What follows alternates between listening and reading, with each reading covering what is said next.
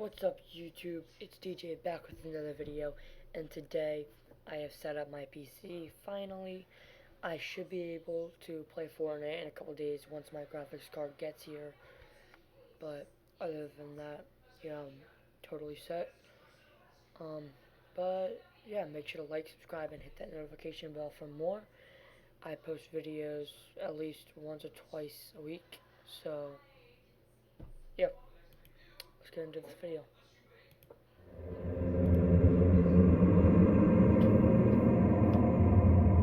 This happened when I was in college. This is loud. I was 20 at the time, studying for an upcoming exam in biology. That is, until my roommate busted in my room. She wasn't yelling, but I could see she was drunk by her excitement. I rolled my eyes and sighed. I completely lost focus now. But it was okay. I'd kind of gotten used to her behavior. She was a party girl while I was, well, a nerd. I tried to get back on my reading tracks again, but she patted me on the back and drunkenly giggled before speaking. "Come on, Jasmine. Every time I see you, you're always reading a book." I sighed before speaking. "And every time I see you, you smell of alcohol and vomit." She frowned at me. "How about this? I'll be quiet all week if you come to this party tomorrow at 8. I wanted to say no, but then I thought about it. I mean, I do always work really hard. Besides, she won't barge in like this for the whole week? Sounds too good, I thought to myself, so I nodded and continued to read. We got ready. I hadn't dressed up in ages, so I was kind of excited. The party was loud, filled with drunk people making out, bumping, and dancing. The party was hosted in a basement-like setting, only it was much bigger and had a Why is this every 2019 party? It's always drunk people making out and stuff. It's like, come on, bro. Just like, have a party, have a party. Throw some balloons, have some cake, get some presents, and then just go home. Like, lot of space. party. I'm not going to lie, I did have a few drinks. I wasn't drunk, but I was definitely tipsy. So, as my view became tilted, this guy comes out of nowhere and has small talk with me. He was fairly attractive. He didn't seem drunk. We met and exchanged names. From what I remember, he had red dyed hair and blue eyes. He was This dude right here, barely attractive, my butt. This kid looks like he got hit in the face with a frying pan. white and about Oh, look, it's like the face you make when someone breaks into your house. 6 feet. His name was Luke. We laughed and talked about topics like studying and books and that kind of thing. The talking went on for about a half an hour. He then said, "Hey, I'm going to get another drink. Want anything?" And I said, "Why not? I mean, I'm having fun." So later on, he came back with drinks. And the next thing I remember, we were making out in the corner of the party room. She just, like, acts like she frowned upon this when clearly she doesn't care. Like, I mean, bro. It was so quick, Bro. and then he asked me, "Want to go back to my place?" Which I politely Whoa. Whoa. Family friendly declined. channel. I Let's hope this gets better than this is right now. already know what he wants. Besides, I needed to be on campus in the morning. "Come on, I promise it will be fun." I remember that he kept on Dang. trying to get me to go, but he gave up after I made it clear I wasn't interested in going to his place. He rolled his eyes angrily and gave me a paper with a number on it. "Fine. If you change your mind, give me a call." He leaned close to me and whispered against my ear. Then he walked out, and the rest of the night was a complete blank. The next day, I woke up inside my college bedroom, on my bed, next to my roommate snoring on her bed as well. As I got up to shower, a paper fell out of my pocket. It was the number, which made me remember that guy.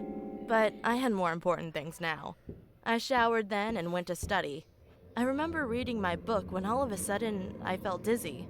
Then I woke up in the bed with police officers and nurses talking next to me. Turns out I had this dangerous allergic reaction that could only be caused from saliva or any bodily fluids that had come from decaying or rotting flesh. which to my surprise was weird. I hadn't been kissing anyone, let alone ate anything raw. Then I remembered the guy. I told the police about the guy at the party and gave them the number he gave me. A few weeks passed and my allergies went down so I could live my life normally. I just finished my test when my phone rang. I answered it, and it was the police. Turns out the guy from the party had 2 dead, decaying women's bodies inside his apartment that he ate. They must have been there for months. My heart dropped. The thought that I made out with someone who ate human flesh, or even worse, was what if I had agreed to come to his place? I may have been one of those bodies. Oh, that terrified me. When I was in the 7th grade, I heard about astral projection for the first time and thought the idea seemed pretty cool. Who wouldn't want an out-of-body experience and travel around the world? Bruh. Anyways, I've been attempting it for several months to no avail. I did doubt it wasn't real and eventually stopped attempting it. Then one day on a January, I decided to hit the bed at around 7 p.m. to take a nap, and the next second I began to feel I was being pulled out of my body as a strong vibration feeling overcame me, similar to that body feeling you get from a strong nicotine rush. I then was floating in my room and This kid looks like he's like 13, right? Yeah. How does he know what that feels like? felt a presence right behind me, but didn't think much of it. It wasn't a good presence, more of a demonic one. Despite there being my family in the home awake, I didn't see anyone there, and only the light that illuminated the stairway was on. Everything also had a blue tint to it, and I could see clearly in the dark. I decided to hit the bed at around 7 p.m. Illuminated the stairway was he not the center of this horror clip? Like, are we sure he's not the beast? I mean, look at that face. on. Everything also had a blue tint to it, and I could see clearly in the dark.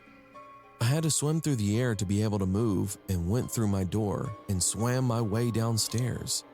I decided to go up and through the ceiling and then through the roof and explore this new plane of existence. However, as I went through the ceiling, I saw this creature rushing towards the stairs, and it stopped as soon as I stopped moving to. Hey, look. It's floating head. These are the same animations like Cartoon Network uses or something. Like, that looks like something from Steven Universe.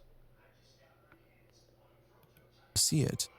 I could only see the back of it from the right side of it since it was blocked by a wall, but it had yellow skin, pointy, elongated ears, a tail that's medium-sized, and it appeared to be as tall as I was at the time, 5'6".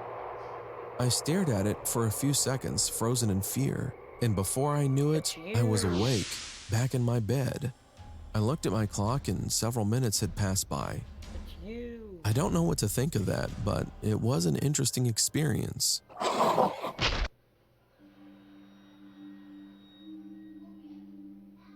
When I was 8 years old, I didn't have any friends. Oh, heck no. No. My mom wouldn't allow me to play outside with the other kids in our neighborhood. I was always alone. The only playmates I had were my cousins and my brother, but it took 3 hours and 25 minutes to get to their houses. One day, my mom let me play outside with the kids in our neighborhood for the first time because she was going somewhere, maybe to work or to run errands. I got my dolls and other toys and was excited to play with the kids outside. When I got there, no one wanted to play with me. The attempt was useless, but then someone approached me. He had puppy eyes and was cute.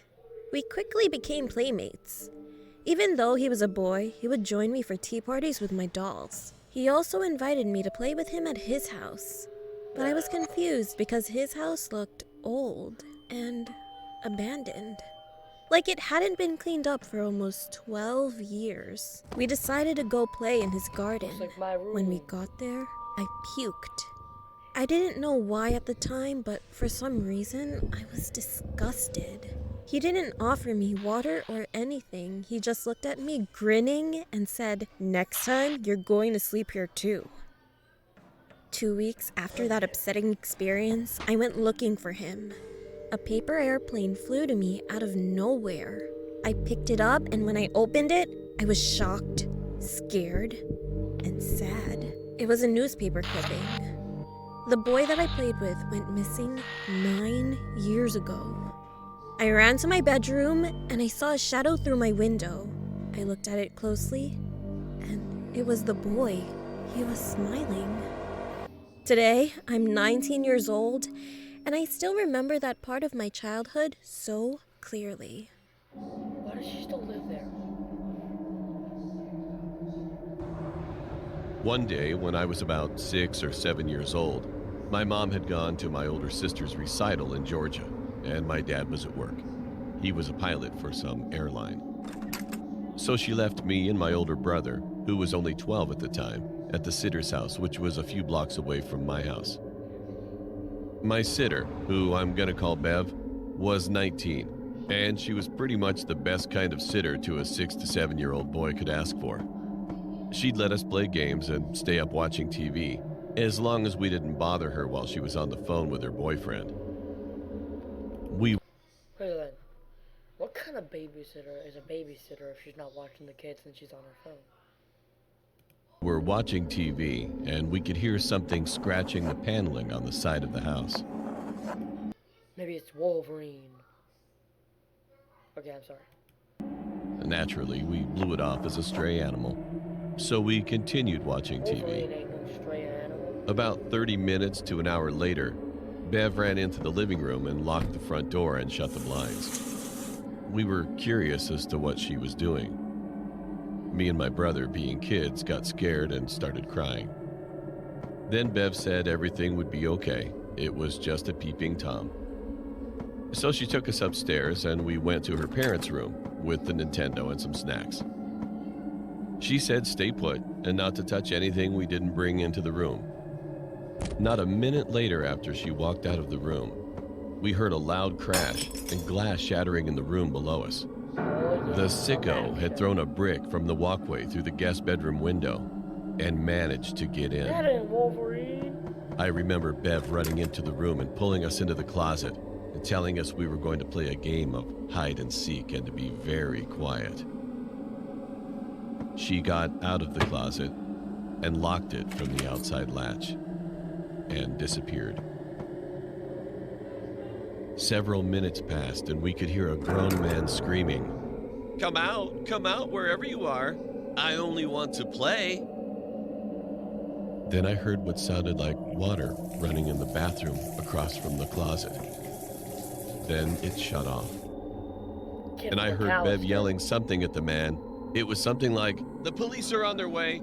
You better get out of my fucking house now." I'm sorry, guys. Thought it taped in clean.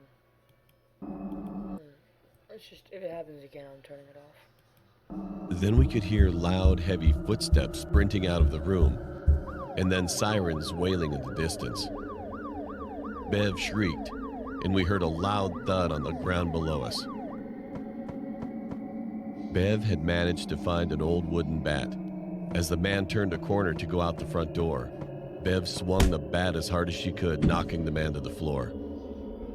Dazed, he got up and tried chasing her outside, but the cops had already arrived and tackled the man on sight. It's not tackle, it's just grab. My mom came home immediately and took me, my brother, and Bev back to my house. A few years later, she explained that the man was a known sex offender. I take that back. That should not be there either. But, I mean, I guess I'll have to restrict this. And had escaped from prison. In the report, he was said to be carrying a rather large knife in his pocket and had a Saturday night special tucked away in the waist of his pants.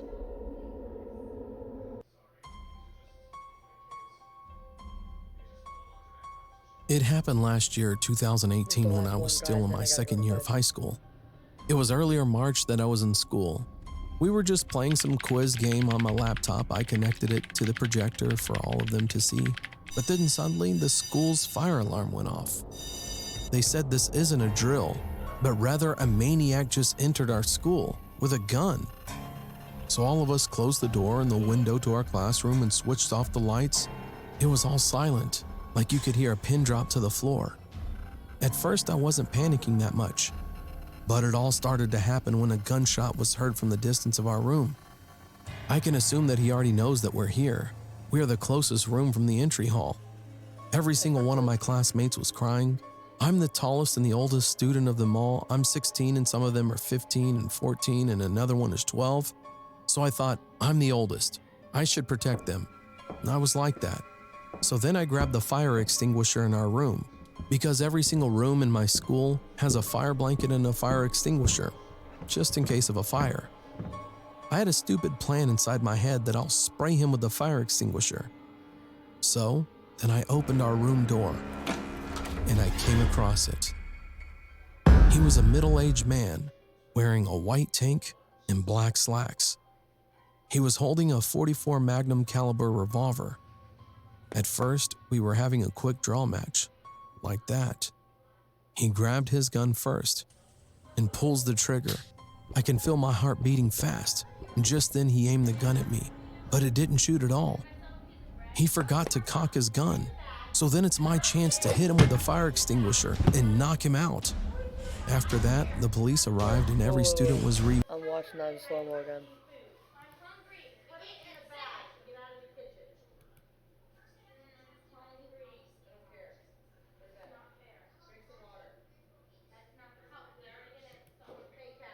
his gun first and pulls the trigger. I can feel my heart beating fast. And just then he aimed the gun at me, but it didn't shoot at all. He forgot to cock his gun. So then it's my chance to hit him with a fire extinguisher and knock him out. After that, the police arrived and every student was reunited with their family. And still, I'm wondering, what could have happened if he didn't forget to cock his gun and shoot me first?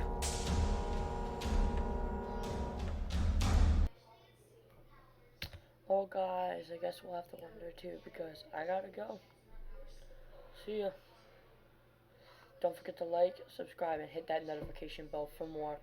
Once again, I post like 2 to 3 times a week. So, yeah, I might be streaming tomorrow. Peace.